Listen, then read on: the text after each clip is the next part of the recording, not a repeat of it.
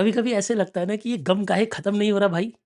पहले सोचा था 17th जनवरी को ग्रुप 2 के एग्ज़ाम्स ओवर हो जाएँगे। बट फिर आईसीएआई ने कहा नहीं, नहीं ऑडिट का पेपर हम बीच में नहीं लेंगे, 15 तारीख को नहीं लेंगे, 19 तारीख को लेंगे, 19th को लेंगे। तो जो एग्ज़ाम हमारे ओवर होने थे 17th को एफएमएसएम के साथ, तो पता चला ऑडिट टाप कर बाहर चला गया और अब पता चला ऑडिट टाप कर और आगे चला गया जिसका भी हमें पता भी नहीं है कि कब होगा, 2-1 दिन में पता लग जाएगा, चिंता मत करो। आईसीएआई आपको जल्दी ही इन्फॉर्म कर देगा पर बेटा हमारे हाथ में वो तो है नहीं, हमारे हाथ में जो है हम उसके बारे में बातचीत करेंगे। आज का एफएमएसएम का एग्ज़ाम कैसा रहा? मुझे उम्मीद है कि आप अच्छा एग्ज़ाम करके आए होंगे, मॉडरेट एग्ज़ाम था। एग्ज़ाम में कुछ छोटी-छोटी, नई-नई बातें हमेशा आती हैं। मैं हमेशा बोलता हूँ सीए एग्ज़ाम कभी खुशी कभी गम की तरह होते हैं। मैं आपके साथ आज एफएम के एमसीक्यू डिस्कस करने वाला हूँ। और मेरे हिसाब से इस वक़्त मैं कह भी दूँ तो भी शायद आप पढ़ नहीं पाओगे क्योंकि जब तक आपको अपने ऑडिट के पेपर की डेट नहीं दिखेगी तब तक आप पढ़ना कैसे स्टार्ट करोगे? बड़ी ऑब्वियस सी बात है ना? बट फिर भी हो सके तो अपने आप को बहुत ज़्यादा थकाना मत और अपने आप को प्रिपेयर्ड रखना क्योंकि एक आध दिन में अनाउंसमेंट आ जाएगी डेट की और उसके बाद आपको पढ़ना स्टार्ट करना पड़ेगा। ठीक है जी? और बहुत ज़्यादा एफएमएसएम या ऑस्टिंग या पुराने एग्ज़ाम्स के बारे में मत सोचना। इस वक़्त न्यूट्रल रहो, एक आध दिन इस आज रात को एन्जॉय करना है तो कर लो, कल सुबह से पढ़ना स्टार्ट कर देना ऑडिट के बारे में और ज़्यादा डिले मत करना। क्योंकि देखो कभी-कभी ऐसा भी होता है कि ऑडिट इतना अच्छा स्कोर कर देता है कि बाकी सब्जेक्ट्स को हेल्प कर रहा होता है। तो ये ज़रूर कर लेना, ठीक है ना? पहले मैं आपको आगे बढ़ने से पहले एक इम्पोर्टेंट अनाउंसमेंट देना चाहूँगा। हमने एक नया वेंचर स्टार्ट किया है, वेंचर का नाम है ऑनलाइन फाइनेंस स्कूल। इसमें हम अभी आपको एनआईएसएम के करिकुलम्स प्रोवाइड कर रहे हैं। आने वाले समय में हम बहुत सारे और इंडियन और फॉरेन फाइनेंशियल जो कोर्सेज़ अवेलेबल हैं, उन सब की क्लासेस भी इस पोर्टल पे लेकर आएँगे। इसमें अभी आपके पास एनआईएसएम के कोर्सेज़ हैं। कुछ बच्चे मुझसे पूछ रहे थे कि एनआईएसएम के कोर्सेज़ किस ऑर्डर में करने चाहिए? जिस ऑर्डर में यहाँ पे प्रेज़ेंटेड है, उसी ऑर्डर में करने चाहिए। पहले इक्विटी डेरिवेटिव, फिर रिसर्च एनालिस्ट, फिर म्यूचुअल फंड डिस्ट्रीब्यूटर। अगर आप चाहें तो इन तीनों का कॉम्बो भी ले सकते हैं। वो बहुत ही मॉडरेटली प्राइस है, किसी प्रोमो कोड की ज़रूरत नहीं है। डायरेक्टली इनॉग्रल डिस्काउंट 30% एंड 35% आपको अवेलेबल है। आप ज़रूर हमारी इस वेबसाइट को चेकआउट ज़रूर करिएगा और जैसे आपने हमारी मेन वेबसाइट को प्यार दिया है, उसी तरीके से मैं चाहता हूँ कि आप इस वेबसाइट को भी प्यार दें, अपने दोस्तों के साथ ज़रूर शेयर करें। इसके बारे में एक अलग से हम इलैबोरेट सेशन लेंगे, एनआईएसएम का कोर्स किसे करना चाहिए, किसे नहीं करना चाहिए, क्या फ़ायदे होते हैं, उन सब के बारे में ज़रूर हम चर्चा करेंगे। अब वापस आ जाते हैं हम अपने एफएम के एग्ज़ाम के ऊपर। बच्चे चाहते थे कि मैं एक बारी एमसीक्यू का क्विक डिस्कशन कर लूँ, क्विक आंसर बता दूँ, तो देखिए ज़रा।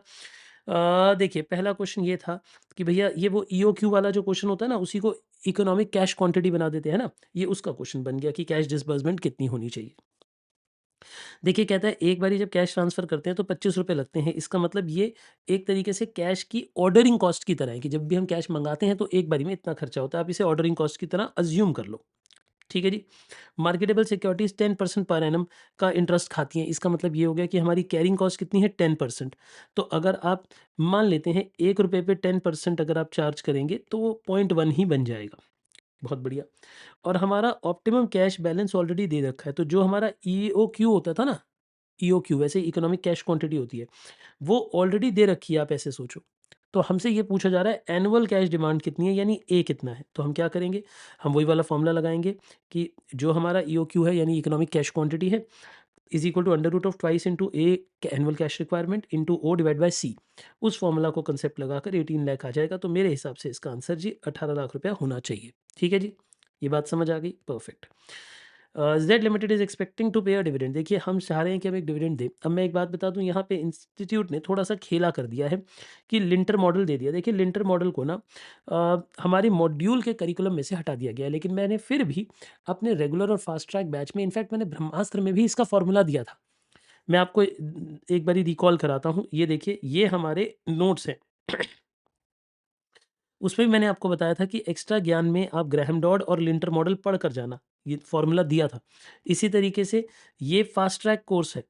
फ़ास्ट ट्रैक कोर्स में भी लिंटर मॉडल का एक क्वेश्चन और ग्राहम डॉड मॉडल का एक-एक क्वेश्चन मैंने कवर करा रखा है। यानी मैंने हर तरीके से इनफैक्ट अगर आप ब्रह्मास्त्र भी देखेंगे तो उसके अंदर भी ग्राहम डॉड और लिंटर दोनों मॉडल मैंने प्रिंट किए थे कि आप पढ़ लेना बेटा इसे। ठीक है जी? तो अगर जिन्होंने पढ़ कर गए होंगे हो जाएगा, नहीं पढ़ कर गए होंगे तो ये 1 मार्क का है, ज़्यादा बड़ा नहीं है। मुझे लगता है कि इंस्टीट्यूट को ये 1 मार्क भी दे देना चाहिए क्योंकि जब आपने अपनी बुक में से हटा दिया, उसके बाद आप क्वेश्चन में दे रहे हो तो धोखा तो कर ही रहे हो बच्चे के साथ। लेकिन एक प्रॉब्लम थी कि इंस्टीट्यूट की बुक के एमसीक्यू में ग्राहम डॉड अभी भी था। मैं हमेशा बोलता था ग्राहम डॉड अभी भी है, उसे करके जाना। इसीलिए ग्राहम डॉड और लिंटर दे सकते थे। क्या करते हैं इसमें मैं आपको बता देता हूँ। इस क्वेश्चन में बताया गया है कि भैया company is expecting to pay a dividend of ₹50 पर शेयर। हम चाह रहे हैं कि ₹50 का डिविडेंड एक्सपेक्ट कर रहे हैं देने का। एक्सपेक्ट मतलब D1 हो गया, तो इधर D1 की जगह लिख दिया। फिर वो कहता है the company speed of adjustment is 25%, तो स्पीड ऑफ एडजस्टमेंट यहाँ पे आ गया, एडजस्टमेंट फैक्टर 25% आ गया।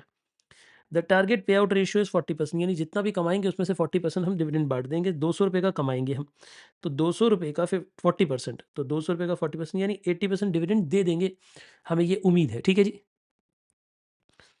अब एक बात समझिए, हमें ये नहीं पता कि डिविडेंड पेड कितना है, यानी D0 कितना है। यहाँ पे और यहाँ पे D0 आता है, तो उन D0 को हमने x ले लिया इन दोनों फ़ॉर्मूलाज़ में, और फिर इक्वेशन बनाकर सॉल्व कर दिया, तो D0 की वैल्यू आ गई ₹40, यानी हमारे हिसाब से डिविडेंड जो ₹40 का आएगा कि जो D0 होगा।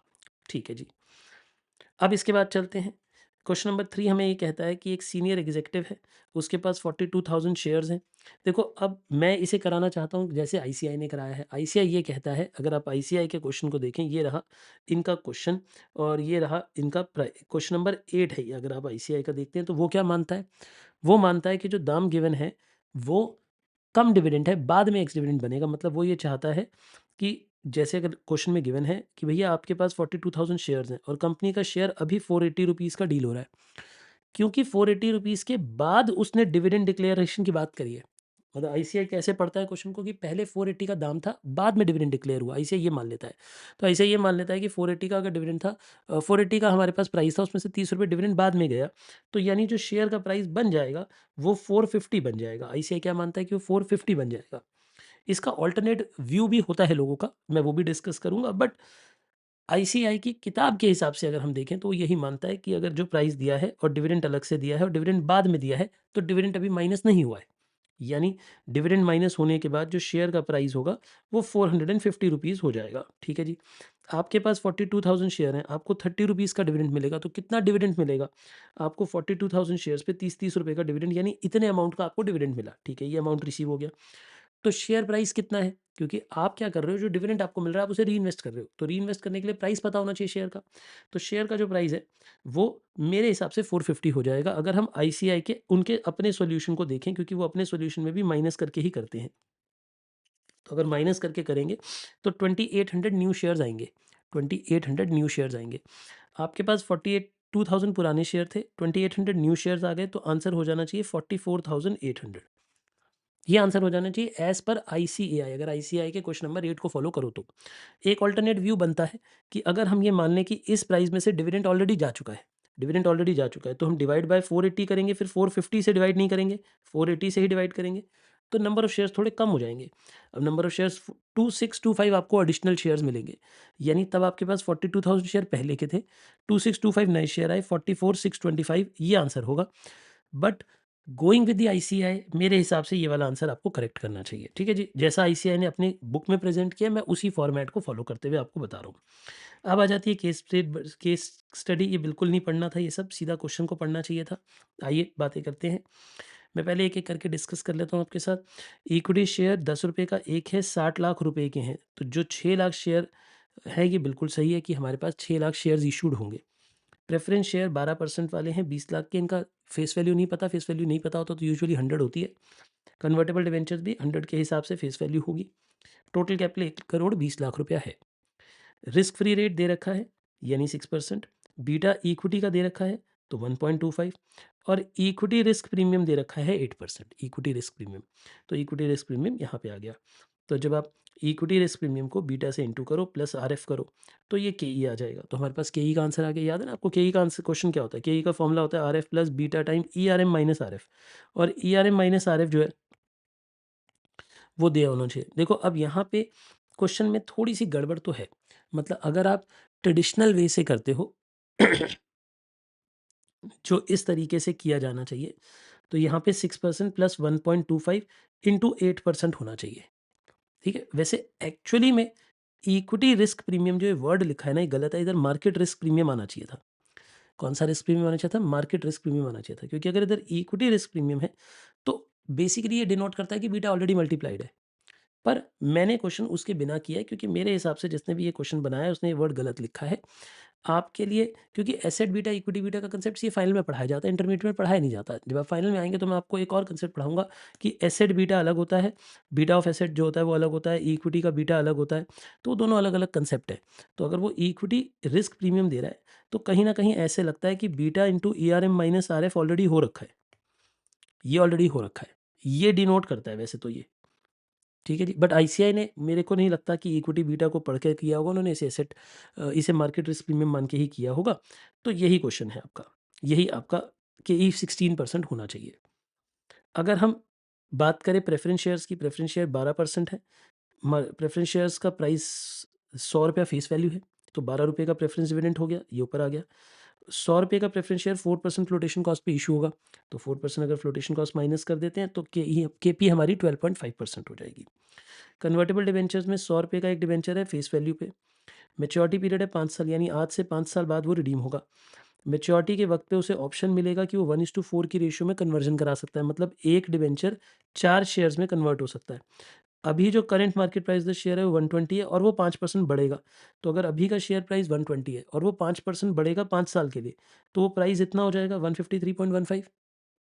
और अगर 1 डिबेंचर के बदले में 4 शेयर मिलेंगे, तो हमें 4 शेयर की रिडम्पशन मिल जाएगी ₹612, यानी हमें 612 इतने रुपए मिल जाएँगे आज से। यानी अगर आज से 5 साल बाद हमारे पास डिबेंचर के बाद 2 ऑप्शन होंगे, या तो वो रिडम्पशन वैल्यू ₹100 पे लेके घर चला जाए, या वो कन्वर्जन वैल्यू ले ले। कन्वर्जन वैल्यू आएगी 612.62, ऑब्वियसली वो कन्वर्जन वैल्यू लेगा, रिडम्पशन वैल्यू क्यों लेगा?